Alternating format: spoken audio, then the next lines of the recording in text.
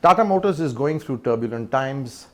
Revenues have fallen, losses are mounting, and its bread and butter CV business is facing huge challenges. But there's a turnaround planned. We have with us Managing Director Guenter Butschek to tell us about the challenges ahead and the turnaround plans. Guenter, thanks for joining us. Before I start, I want to rewind a bit towards around the time of the Geneva show, when you were really gung-ho on Tamo, on a new structure. But things have changed a bit. I mean, this focus seems to be now completely on the CV business and the PV division. The focus has taken a bit of a backseat. What's really happened in these months? Coming back to Geneva, you mentioned two elements of our overall transformation journey. The one was dealing with the disruption in the market in terms of new technologies, in terms of new business models and new partners. Our answer to it was Tamo. The first product was supposed to be launched before the end of this year. So that was the one angle of attack, as we called it.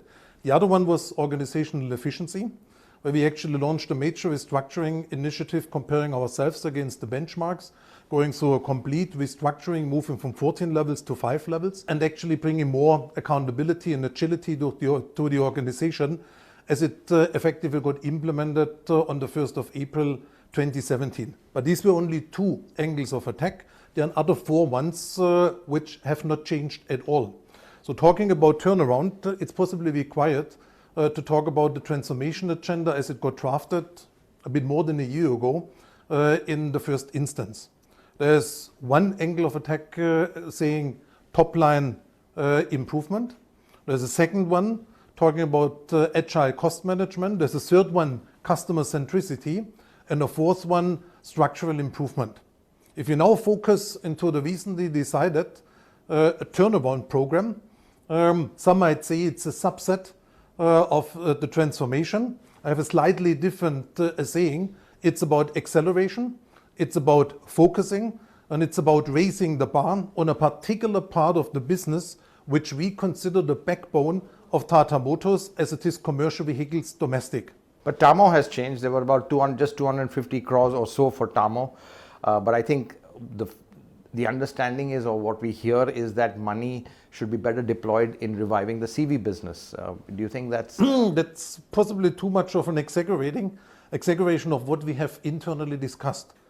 If you actually have a transformation journey which was designed to become effective and to deliver the bottom line improvement over a period of 2 to 3 years, and because of the overall market development and your devastating financial condition as a company for the fiscal year 16-17, and then with an extremely difficult start in the first quarter of the fiscal year 17-18, and you actually need to move towards a turnaround as the need of the hour, you actually take what matters most to the turnaround. And we have put effectively everything back on the bench. We have reviewed each and every product in very simple terms. The classification was what is a must in order to win on the turnaround, and what is a nice to have as far as the overall company profiling is concerned. And as part of this discussion, we decided not to put Tamo on hold, but to actually take Raismo in a so-called qualified stop into the fridge to keep a cool product cool for a hot market, because we still believe Raismo has a legitimate position in the Indian market, a legitimate role to be played for Tata Motors in order to actually test new technologies, new business models, and to change the brand perception of Tata Motors in the Indian market completely. So just before I move on, so what you're saying is Tamo is put in the fridge, but maybe not necessarily in the deep freeze. Tamo has not been put anywhere. Tamo, as far as the three key elements are concerned, new technologies and proof of concept, new business models in order not to miss the train as far as new mobility concepts are concerned. And on the other side, to actually elaborate how to bring new concepts to the market with a much lower investment and lower cost, but to actually evaluate technologies before you roll it into the large-scale volumes in the complete passenger vehicle, but even so for the commercial vehicles. So Tamo is still alive. What we have put in the fridge is Raismo, because we didn't find it appropriate to be in a very stretched financial condition and actually doing a race more according to the edition timeline. But we have only deviated from the edition timeline. We have not taken any decision against Racemo as a product as such. So can we see a little bit more collaboration with JLR? Because the SUV you spoke about, clearly we know that's on a former JLR or an existing JLR platform.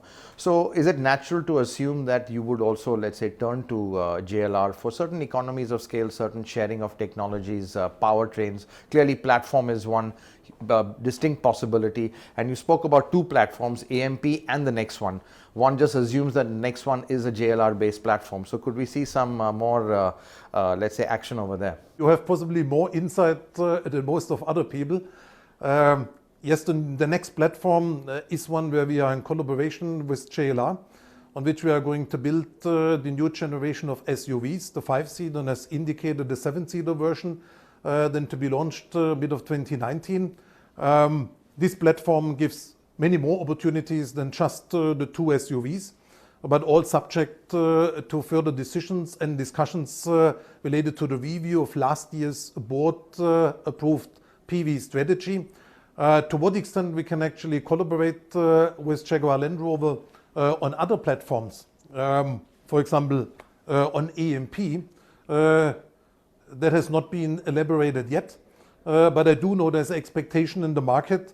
Why shall we actually go with another partner while you possibly have opportunities within one and the same group? The gaps are too big, isn't it? The product gaps are huge. The product gaps are huge.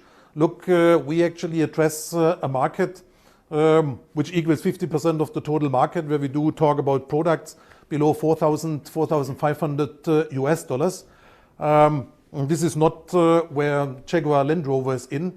Where also Jaguar Land Rover that does not have an intention, as far as its product portfolio and brand heritage is concerned, to actually get into it.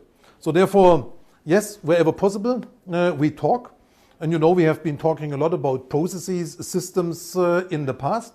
We very closely collaborate, for example, as you have recently seen, in the area of electric vehicles. We also collaborate as far as autonomous driving is concerned, advanced driver systems are concerned. But even there, collaborating does not mean that JLR applicable solutions are also the solutions for the Indian market, which is for us volume-wise the predominant play.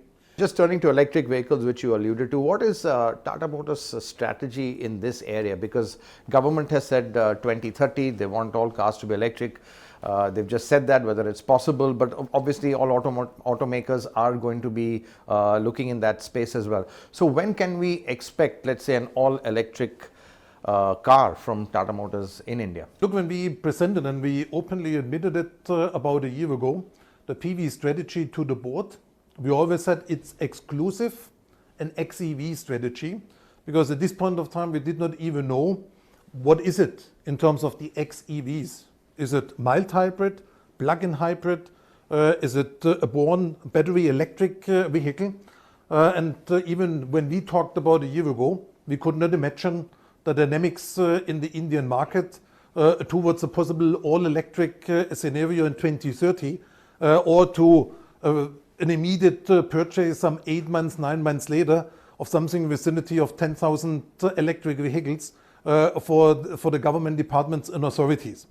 But at this point of time, we said this is such an important issue that we do not even want it to put it in the framework of the overall strategy, because it requires a strategy on its own. And that's the reason why we launched last year an independent strategy discussion, lots of workshops, smaller working groups, etc., to actually create a vision on electric vehicles, or xEV vehicles for Tata Motors, for both commercial vehicle as well as passenger vehicles. And I think we are now at the point where we have understood these powertrain requirements as far as the system integration in the vehicle is concerned. Now the question is where and how to get the best possible powertrain solution, which is going to give us the opportunity in India to bring an all-electric vehicle or a born electric vehicle into a certain price bracket to make it a sellable option to the Indian customer. So do you think Nano is something that could be electrified because to me it's got the potential, the packaging, the cost structure, all that, which just makes it very attractive. We are of the opinion that we need a range of electric products. Just having a single product is, from our point of view, not an appropriate answer to the changes of demand, the requirements, the aspirations in the Indian market to get rather faster than later into the electric vehicle era, so to say. So Nano is one of the options, but as already mentioned, we could even imagine Tiago. As we have seen, the electrification of the Tigor is almost along the same line, but you can even take it to the more legacy products, because applying such kind of drivetrain application on a Zest and others is not too much of a challenge anymore, as long as you have understood the powertrain solution as such.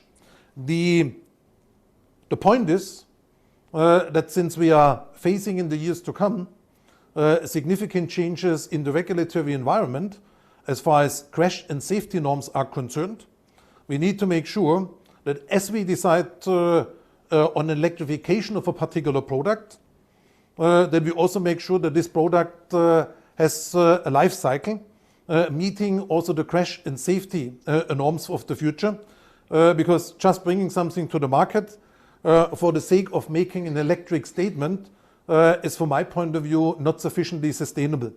It can only be a first step, but it needs to be followed and backed up by a very strong strategy / commitment on electric vehicles as an independent and new powertrain option to be offered by Tata Motors as an all-indigenous solution. I think this is what we need to focus on. And just sticking with the PV division, really, which has really seen some, there's a big challenge for you. You've launched a lot of new models, that's clearly there. You've launched more models in, let's say, the last 1 year than you have in the last 5-6 years. But market share hasn't really gone up by much. It's just about 4%, or your sales haven't really jumped up by much. Are you disappointed in the terms of the overall volumes? Because I think one would have expected a lot more with, let's say, you've got Hexa, you've got Tigor, Tiago, and now even Nexon coming. Are your volume expectations, let's say, are you satisfied with that, or are you expecting a lot more? Which really points to your network, or is the network ready to take these products? It does not only point to the network. If you ask me, have my volume expectations been met? I just compare it with my target in terms of volume and with my market share aspiration. And the simple answer for the fiscal year 16-17 is no. Why? On the one hand side, we saw a drop in demand for the legacy products, which really largely sold to the commercial fleet operators, where there was a significant drop in demand. While at the same point of time, where we initially expected to be much faster in the market with the Hexa and the Tigor, both products needed to be postponed in order to bring products to the market which were absolutely on par with what I consider a quality a customer can expect from the house of Tata Motors. So due to the fact that we were late, we have not seen yet that these two products have fully and finally settled in the market. We have seen in the last month a very strong demand for the Hexa. So it seems that Hexa is in an increasing demand since it became more visible on the roads. We have seen a stronger demand from the Tigor, not in line with our initial expectations. But when the product was decided, and even up to the point we decided on the launch, we expected a complete different market environment. We did not expect that all of a sudden the subcompact market segment would degrow. We did not expect that due to the GST impact, all of a sudden the mid-size sedans would be in reach for the customers who would upgrade from a hatch to a compact sedan. But we nevertheless believe in the potential of the Tigor, because it's not the traditional compact sedan. It has its own unique body style, where we think that this gives an attractive upgrade opportunity for the traditional hatch customer, but it requires much more activities from our side.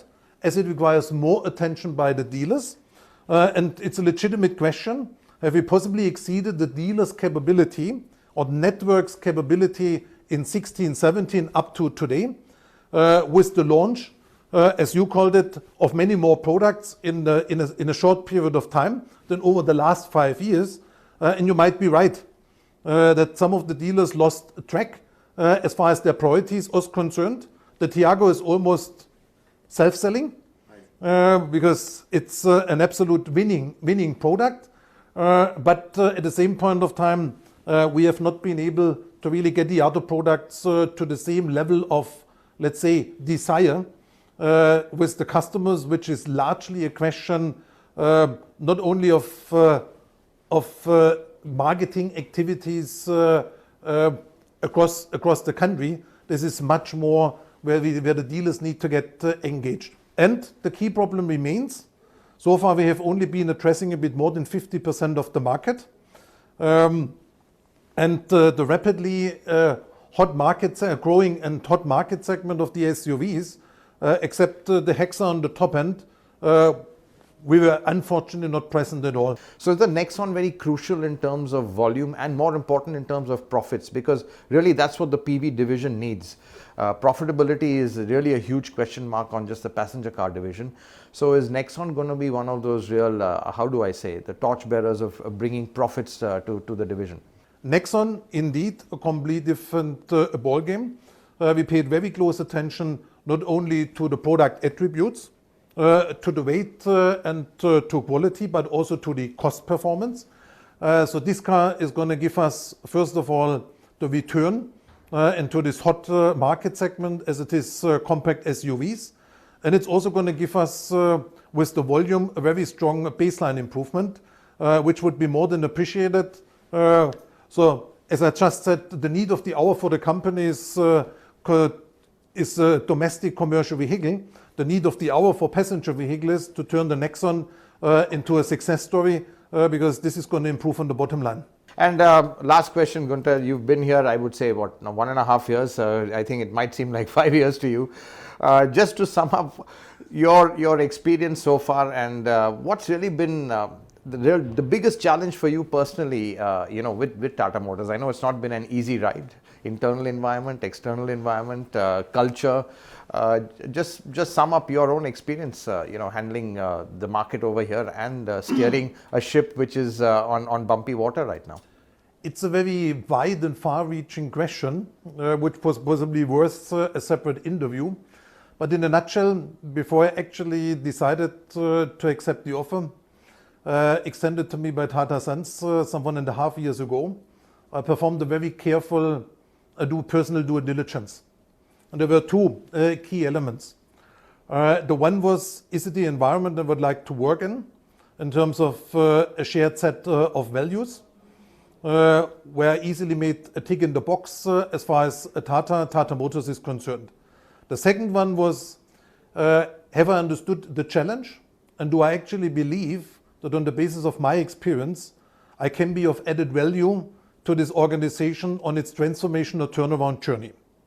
All of my agenda is about turning Tata Motors into a profitable operation and to actually get Tata Motors on a profitable growth path, being fully comparable with the best-in-class global players, not just being an under-Indian player, is extremely exciting and has more than once reconfirmed that it was the right decision at the right point of time, where I can bring all of my experience to the table, but even more so, all of my dedication, my conviction, and my excitement and personal commitment.